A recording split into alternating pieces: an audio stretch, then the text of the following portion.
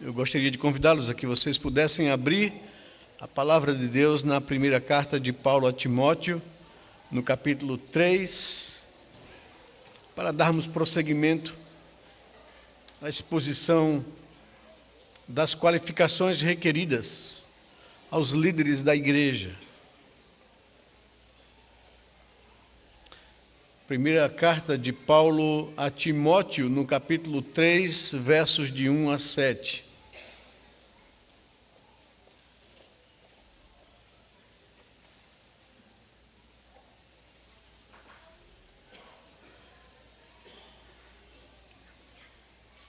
Hoje nós veremos sobre as qualificações requeridas ao presbiterato, ou melhor, a qualificação requerida, porque o texto fala de uma qualificação única que se estende a diversas áreas da vida daquele a quem Deus tem chamado a pastorear a igreja de Deus.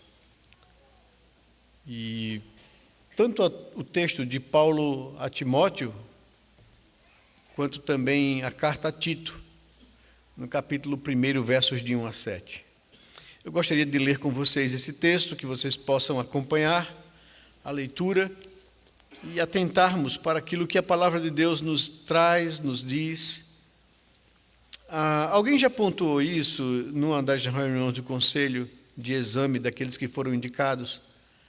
Que evidentemente todas essas qualificações, tudo aquilo que a gente leu e estudou acerca do diácono, como também hoje estudaremos acerca do presbítero, essas qualidades ou qualificações, eles são para todos os crentes. Não é apenas para o diácono e apenas para o presbítero. Eles são para todos aqueles que foram transformados pelo Espírito Santo de Deus e que procuram viver uma vida que agrade ao Senhor. Porém, dos líderes se exige muito mais, evidentemente, do que apenas dos cristãos, dos membros em comum, porque essas pessoas, elas vão ser exemplo e modelo de vida. Então, evidentemente, claro, se aplica a todos os crentes, e se isso é verdade para todos, imagina para aqueles a quem Deus tem separado para estar à frente do trabalho de Deus no diaconato e no presbiterato. Então, com essa consciência, leiamos a primeira carta de Paulo a Timóteo, no capítulo 3, nos versos 1 a 7. Diz assim a palavra do nosso Deus: fiel é a palavra. Se alguém deseja o episcopado, excelente obra almeja. É necessário, pois, que o bispo seja irrepreensível, esposo de uma só mulher, moderado, sensato, modesto, hospitaleiro, apto para ensinar, não dado ao vinho, nem violento, porém cordial, inimigo de conflitos, não avarento, e que governe bem a própria casa, criando os filhos sob disciplina, com todo respeito. Pois se alguém não sabe governar a própria casa, como cuidará da igreja de Deus? Que o bispo não seja recém-convertido, para não acontecer que fique cheio de orgulho e incorra na condenação do diabo. É necessário também que ele tenha bom testemunho dos de fora, a fim de não cair na desonra e no laço do diabo. Vejamos também a carta que Paulo escreveu a Tito. Passe aí algumas folhas da sua Bíblia e você vai chegar na carta de Paulo a Tito, no capítulo 1, nos versos 5 ao verso 9. Foi por esta causa que deixei você em Creta, para que pusesses em ordem as coisas restantes, bem como em cada cidade constituísse presbíteros conforme prescrevi a você, alguém que seja irrepreensível, marido de uma só mulher, que tenha filhos crentes, que não são acusados de devassidão, nem são insubordinados. Porque é indispensável que o bispo, por ser encarregado das coisas de Deus, seja irrepreensível, não arrogante, alguém que não se irrita facilmente, não apegado ao vinho, não violento, nem ganancioso. Pelo contrário, o bispo deve ser hospitaleiro, amigo do bem, sensato, justo, piedoso, deve ter domínio de si, ser apegado à palavra fiel que está de acordo com a doutrina, para que possa exortar pelo reto ensino e convencer os que contradizem este ensino. Vamos orar, buscar a orientação de Deus para as nossas vidas nesse momento que nós procuraremos entender a sua palavra.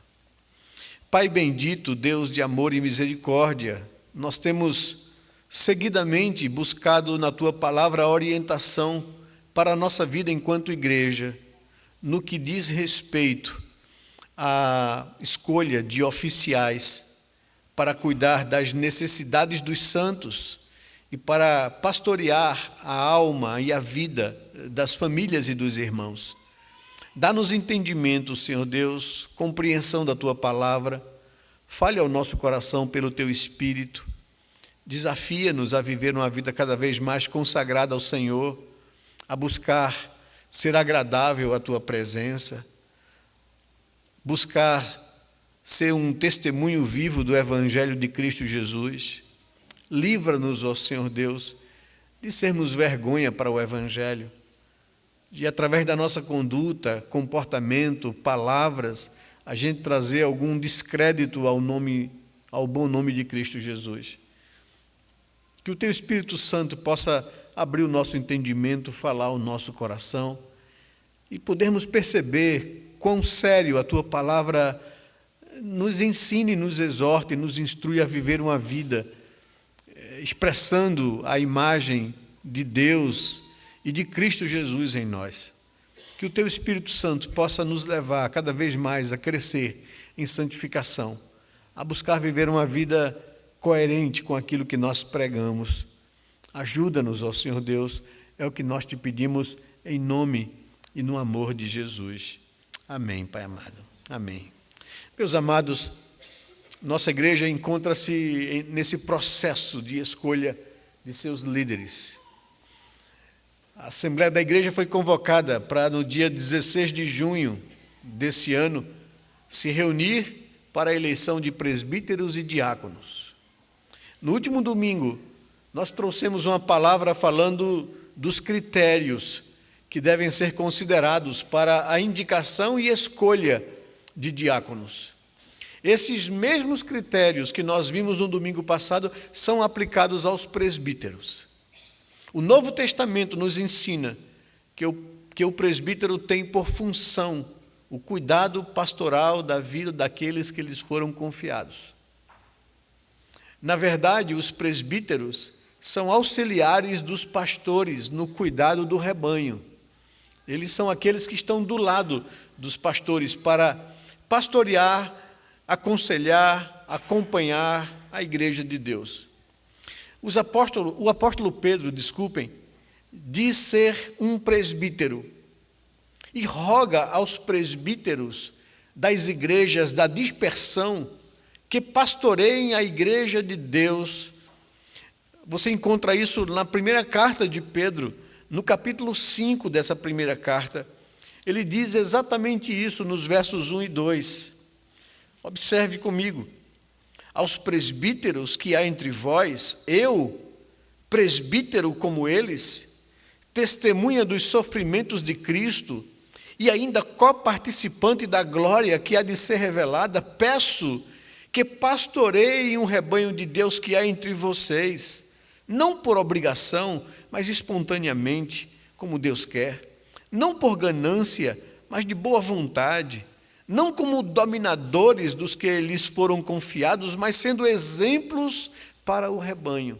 Pedro, então, aponta para o fato de que os presbíteros devem cuidar pastorear a igreja de Deus com esses cuidados que ele aqui observou.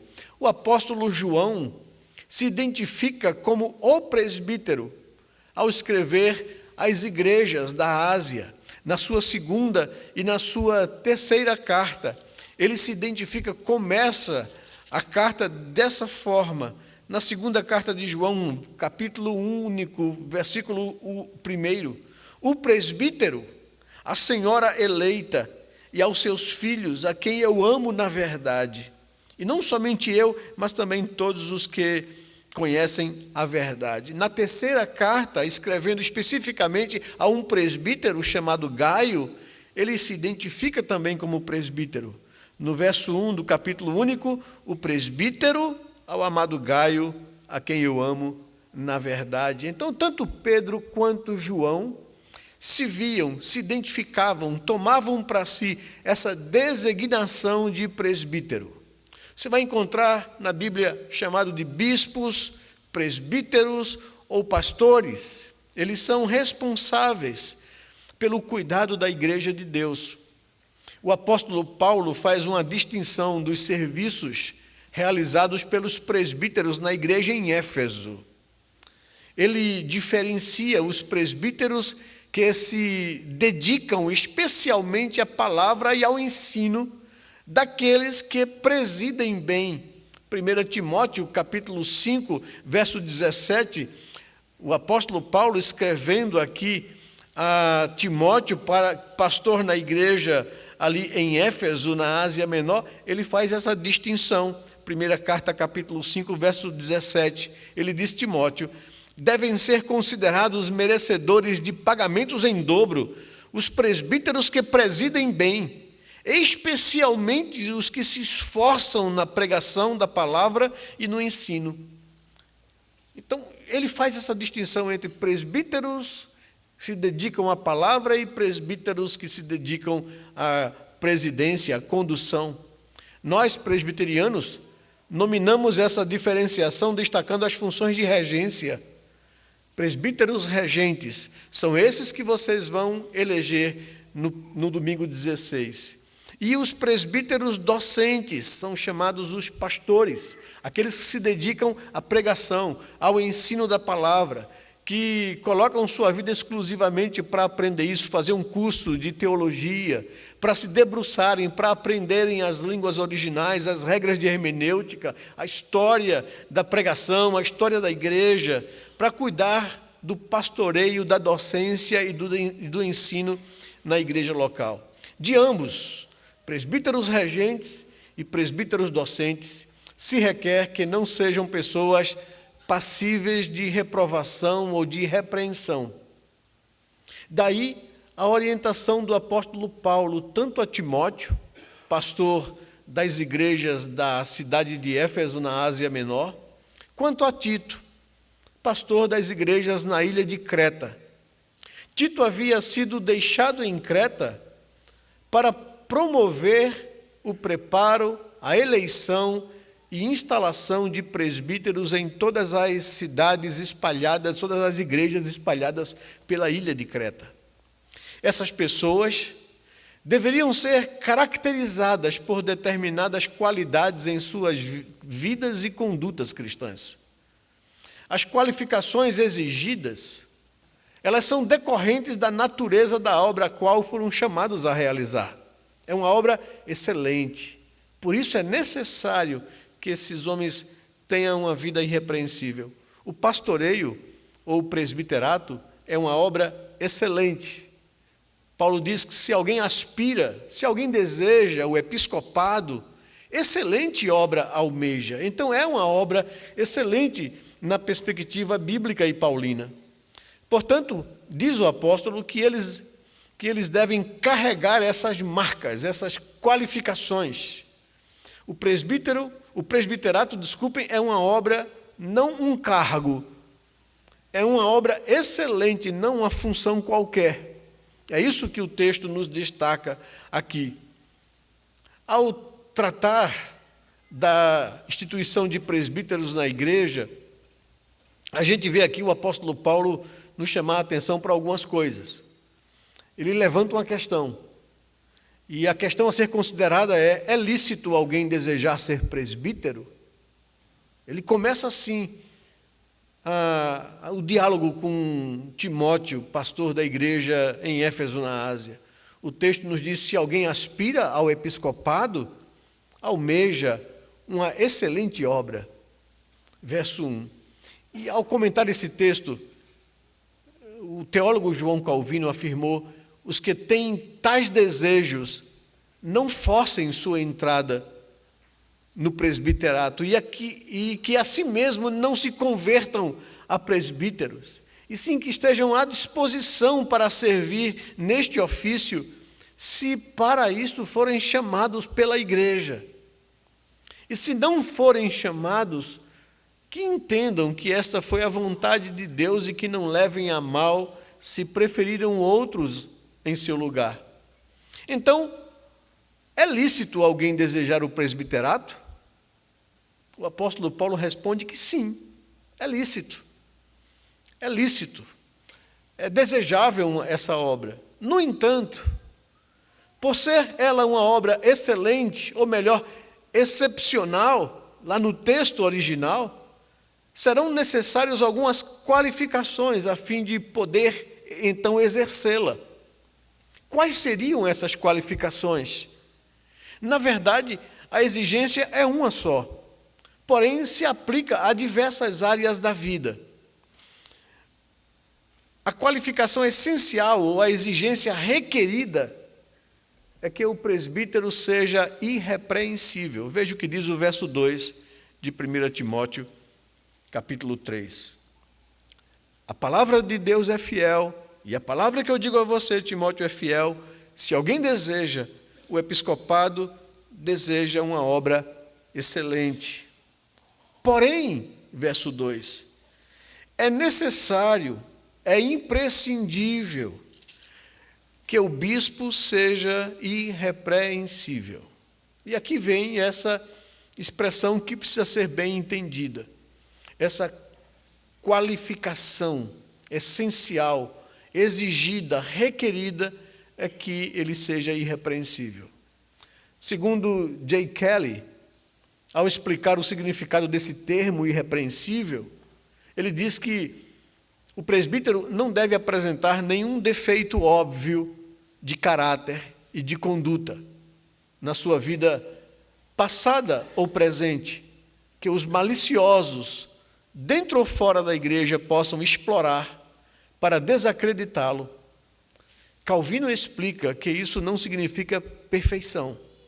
Ser irrepreensível não é ser perfeito, porque senão nenhum de nós passaria nesse crivo, não é? Mas não é perfeição.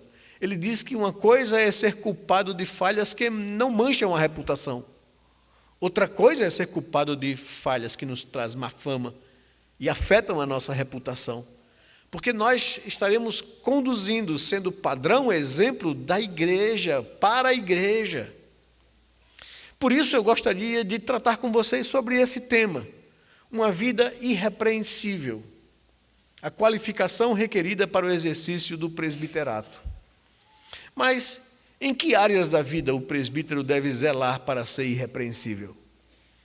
E aí o texto nos traz pelo menos 4 áreas da vida em que ele tem que ser irrepreensível ou buscar viver uma conduta exemplar. Primeiro, ele tem que ter uma vida irrepreensível em sua liderança e vida familiar, no papel de marido e no papel de pai. Vejam o que diz tanto o versículo 6 de Tito, capítulo 1, como 1 Timóteo, capítulo 3, versículo 2. Ele deve ser esposo de uma só mulher.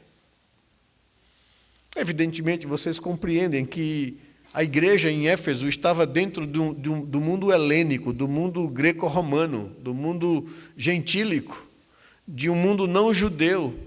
E, evidentemente, as relações morais eram muito frouxas e relativas. Era permitido as pessoas terem mais de um relacionamento. E o Evangelho chegou no meio dessa cultura. E o que Paulo está dizendo é que um cristão que vai conduzir e liderar a igreja de Deus não pode ter um relacionamento bígamo em sua vida, não pode viver com mais de uma família. Ele deve ser esposo de uma só mulher. Isso quer dizer que ele não pode ser bígamo, adúltero ou infiel. O presbítero deve ter um bom testemunho em sua vida conjugal, porque ele será exemplo para as outras famílias na igreja. Ele deve ser um cabeça da família, bom e digno, com esposa e filhos crentes, submissos à palavra de Deus. Diz o texto que tenha filhos crentes que não são acusados de dissolução, nem são insubordinados. Tito capítulo 1, versículo 3. Ele precisa ser um homem que governe bem a sua própria casa, criando os filhos sob disciplina com todo respeito. 1 Timóteo capítulo 3, versículo 4. Isso é imprescindível, diz o texto, para o presbítero. E aí Paulo conclui seu raciocínio no versículo 5 do capítulo 3 da 1 Timóteo. Pois se alguém não sabe governar a própria casa, como vai cuidar da igreja de Deus? Se ele não consegue pastorear o seu núcleo básico, que é a família, como ele vai cuidar da igreja de Deus? Então, se uma das coisas que qualifica o presbítero é que ele é irrepreensível na sua vida familiar, no papel de marido e pai. Ele é pastor da sua casa, ele é sacerdote do seu lar, ele pastoreia o coração da esposa e dos filhos, ele instrui, e o resultado disso é uma família que tem harmonia, que tem vida espiritual saudável, temente a Deus. É isso que o foco está dizendo. A pessoa que aspira ao episcopado aspira a uma obra excelente, porém é necessário e imprescindível que ele seja irrepreensível na sua vida familiar, que ele consiga pastorear a sua casa, porque se ele não é aprovado nisso, ele não pode pastorear a igreja de Deus. Mas em segundo lugar, ele deve ser irrepreensível em sua vida profissional e no trato com bens materiais. O texto continua nos dizendo, no verso 3 da 1 Timóteo 3, no verso 7 de Tito, no capítulo 1, que no trato com o dinheiro e com as coisas materiais, ele precisa ser modesto. Não pode ser uma pessoa avarenta, nem apegado ao dinheiro, visto que o amor ao dinheiro é a raiz de todos os males, diz Paulo na carta a Timóteo, no capítulo 6, no verso 10. Timóteo, cuidado com a sua vida pastoral e instrua os outros pastores e presbíteros a não serem homens avarentos e apegados ao dinheiro, porque o amor ao dinheiro é a raiz de todos os males, e muitos, caindo nisso, vieram a desviar da fé e a trazer sobre si muitas dores e pesares. Não pode ser uma pessoa gananciosa, diz Tito, capítulo 1, versículo 7, para não cair em corrupção e na tentação de aceitar subornos, sonegação e facilidades por lucro fácil e ganhos ilícitos. Também não deve ser visto como alguém que estima mais o rico do que o pobre. Ele não deve ter esse tratamento na igreja. Tiago, no capítulo 2, nos traz isso, que a liderança da igreja, os presbíteros, os pastores, não pode estimar o rico em detrimento do pobre, de forma alguma. Lá em Tiago capítulo 2, verso de 2 a 4, diz que, porque se entra na sinagoga de vocês um homem com anéis de ouro nos dedos, vestindo roupas luxuosas, e entrar também um pobre muito mal vestido, e vocês derem um tratamento especial ao que está vestido com roupas luxuosas, dizendo, você sente-se aqui no lugar de honra, e disserem ao pobre, você fique em pé, ou sente-se ali abaixo do estrado dos meus pés, será que vocês não estarão fazendo distinção entre vocês mesmos e julgando as pessoas com critérios errados?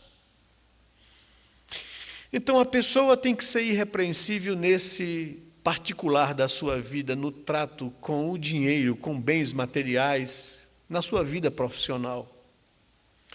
Mas, em terceiro lugar, ele precisa ser irrepreensível em sua vida social e na sua vida relacional. O versículo 2 da primeira carta a Timóteo, capítulo 3, nos diz exatamente isso. Não pode ser uma pessoa truculenta. Verso 3, que se irrite facilmente, Tito, capítulo 1, verso 7, para não partir para resolver conflitos com violência. Paulo a Tito diz isso com muita tranquilidade. A pessoa não pode ser uma pessoa iracunda, truculenta, que na hora dos conflitos que existirão nos relacionamentos de igreja, ele trate ou lhe parta para tratar as coisas no braço, né? Diz o verso 7 da carta a Tito, capítulo 1, porque é indispensável que o bispo, por ser encarregado das coisas de Deus, seja irrepreensível, não arrogante, alguém que não se irrita facilmente, não apegado ao vinho, não violento, nem ganancioso. Pelo contrário, o bispo deve ser hospitaleiro, amigo do bem, sensato, justo, piedoso. Deve ter domínio de si, ser apegado à palavra que está de acordo com a doutrina, para que possa exortar pelo reto ensino e convencer os que contradizem este ensino. Tem que ser uma pessoa maleável, é isso que ele está dizendo, uma pessoa de fino trato, que sabe lidar com as tensões, com um conflito, sem perder o controle, né? Sem partir para tratar as questões com violência. Não pode ser alguém dominado pela ira, arrogância, nem ser alguém contencioso, que gosta de contendas, de debates, de conflitos. Isso para não aceitar ou promover discussões. Como diz Paulo em 2 Timóteo, capítulo 2, verso 24, o servo do Senhor não deve andar metido em brigas, mas deve ser brando para com todos e apto para instruir com paciência. Ser longânimo com aqueles que contradizem. Ele precisa ser amigo do bem, é a expressão que Paulo usa aqui. Precisa ser uma pessoa que tenha domínio de si. Verso 8 da carta a Tito. O presbítero deve gozar de bom testemunho dos de fora, não somente dos domésticos da fé, mas dos de fora também. Verso 7 da primeira carta a Timóteo, capítulo 3. Isto é, do vizinho, do empregador ou do empregado, do gerente do banco, do comércio, da financeira, para não cair no laço do diabo vindo a infamar o testemunho do Evangelho e a igreja do Senhor. Nós carregamos o bom nome de Cristo Jesus. Nós podemos ser o bom perfume de Cristo e as pessoas podem ver a nossa vida e glorificar a Deus que está nos céus. Mas também nós podemos ser vergonha para o Evangelho.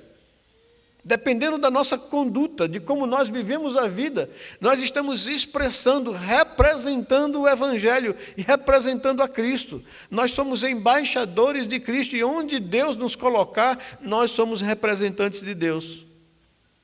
E nós podemos então glorificar a Deus com o nosso comportamento ou blasfemar o nome de Deus entre os gentios. É isso que está aqui em jogo. Em quarto lugar, o presbítero deve ser alguém irrepreensível em sua vida eclesiástica, na instrução e no ensino da palavra.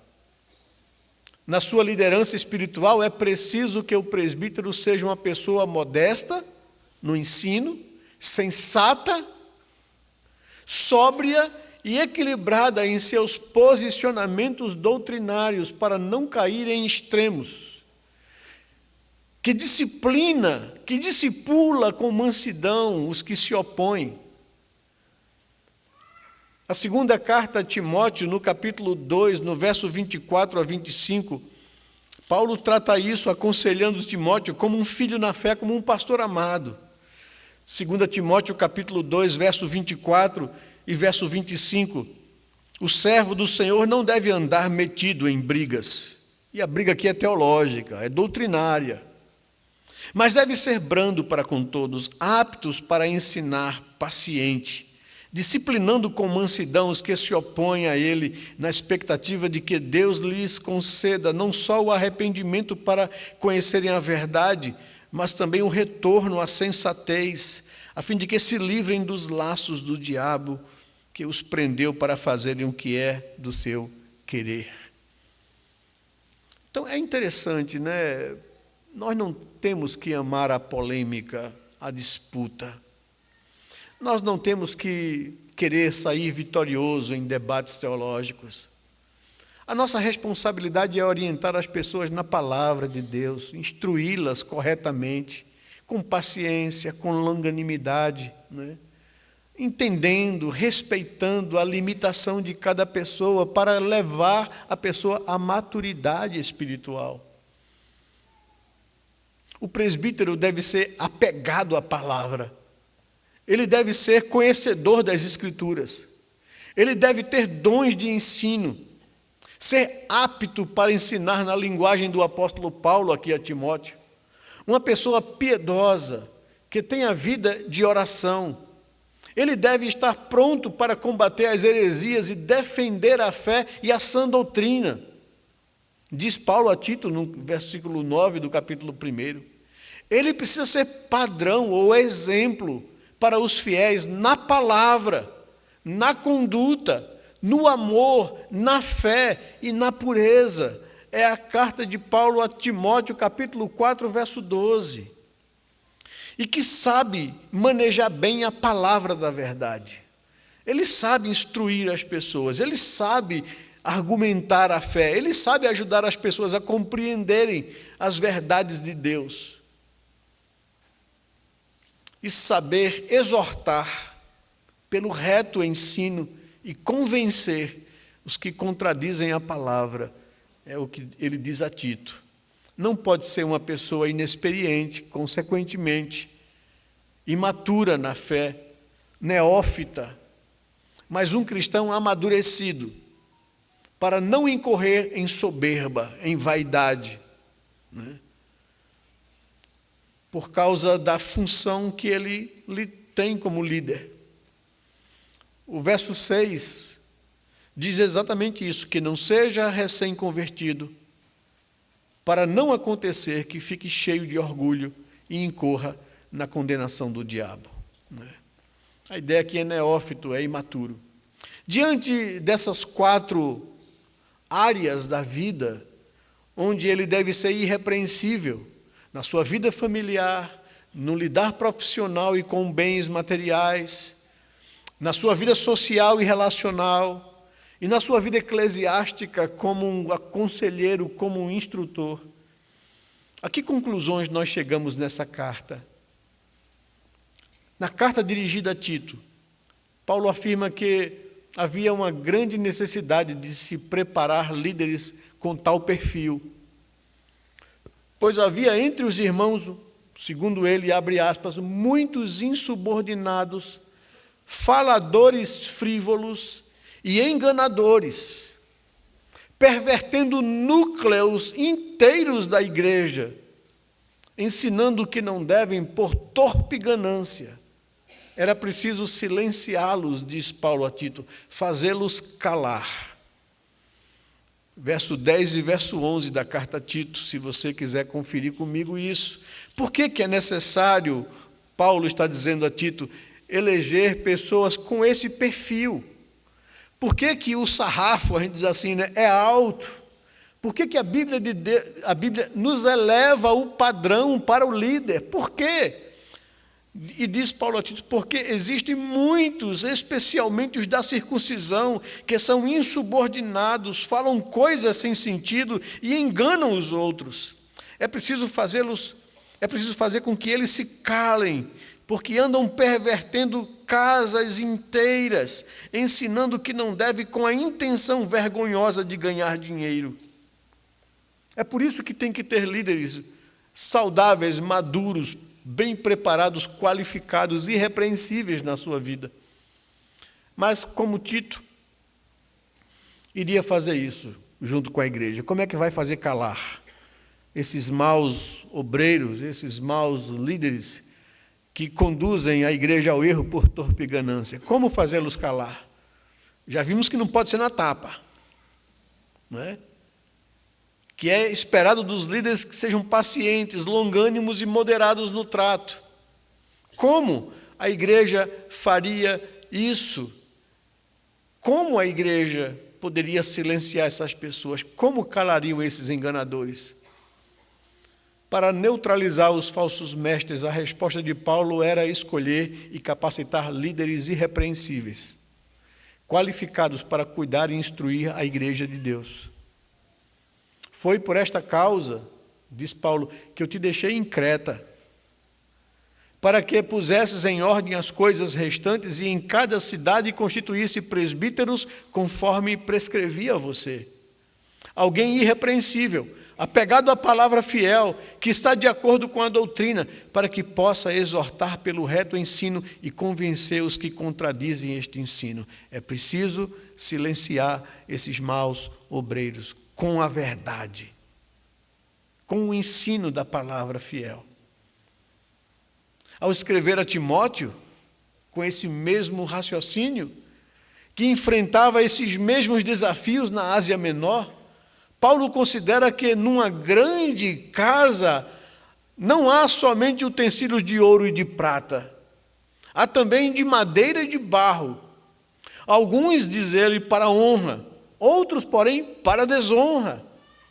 Mas que os líderes deveriam a si mesmos se purificar desses erros, tornando-se utensílios para a honra, santificados e úteis ao seu possuidor e preparados para toda boa obra. Segunda carta de Paulo a Timóteo, capítulo 2, verso 20 e verso 21.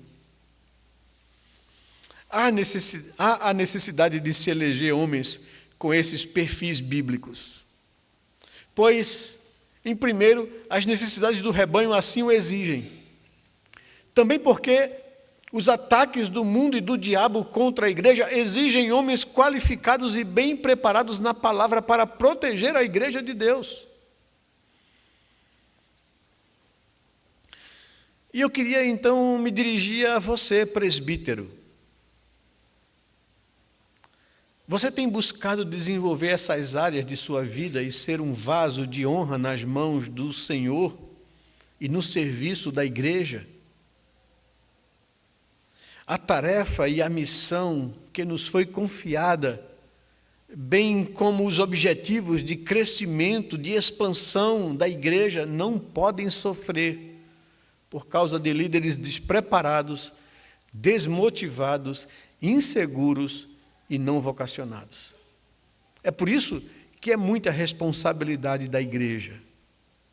Ela precisa ser orientada a eleger e a escolher de acordo com os parâmetros da palavra.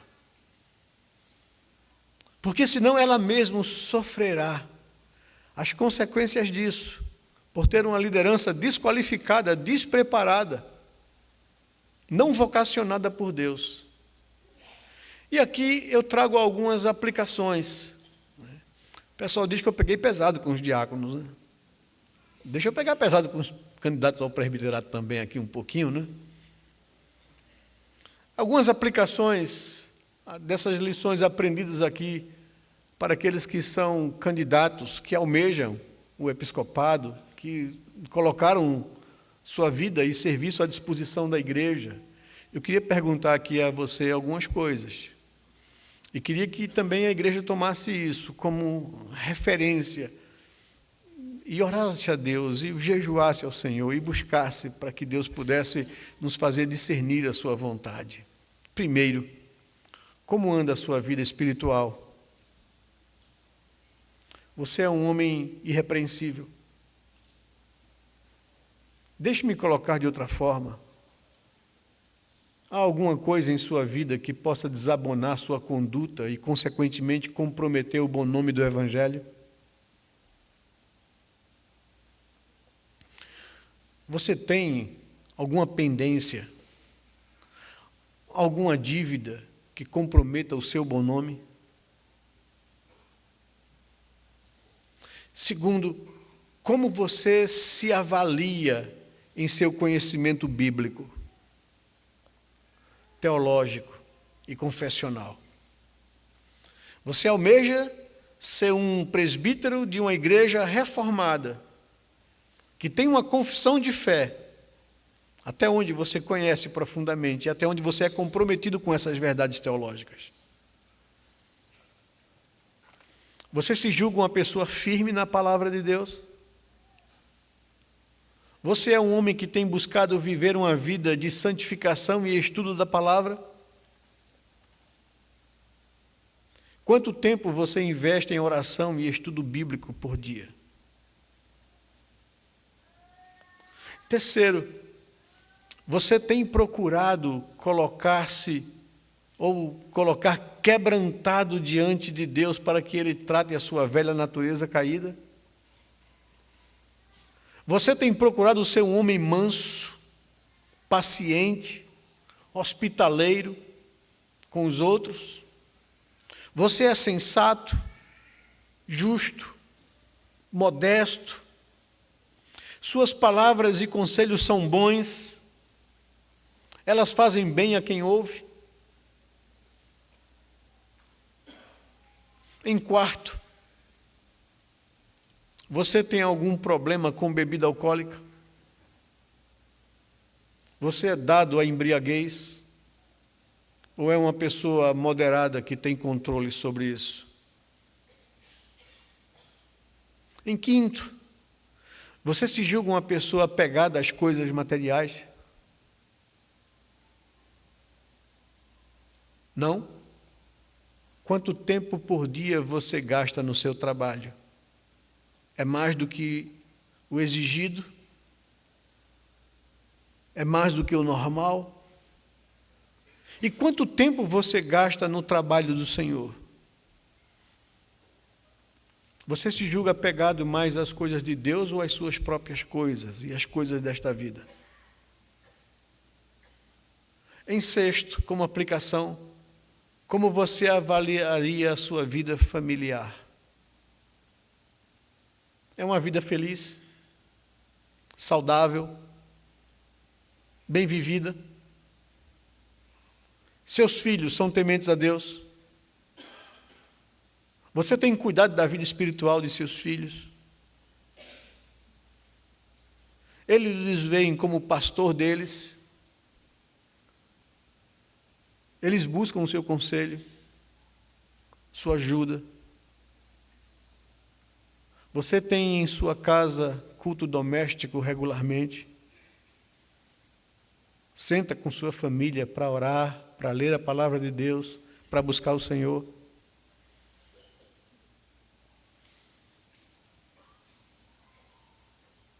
Se você não consegue ser pastor da sua casa, como você vai cuidar da igreja de Deus? Em sétimo, e sua esposa? Como você a vê em relação à vida piedosa? Ela ora? É uma mulher discreta? Respeita as autoridades? É moderada no falar? E quanto à sua vida íntima com ela? Como tem sido a sua vida conjugal? Vocês têm uma vida boa nessa área? Você acha que ela é feliz ao seu lado? Você é sensível e dá à sua esposa o que é devido nessa área de intimidade física e sexual? Você é satisfeito sexualmente com a sua esposa? Você já traiu a sua esposa? Sente-se tentado a olhar para outra mulher?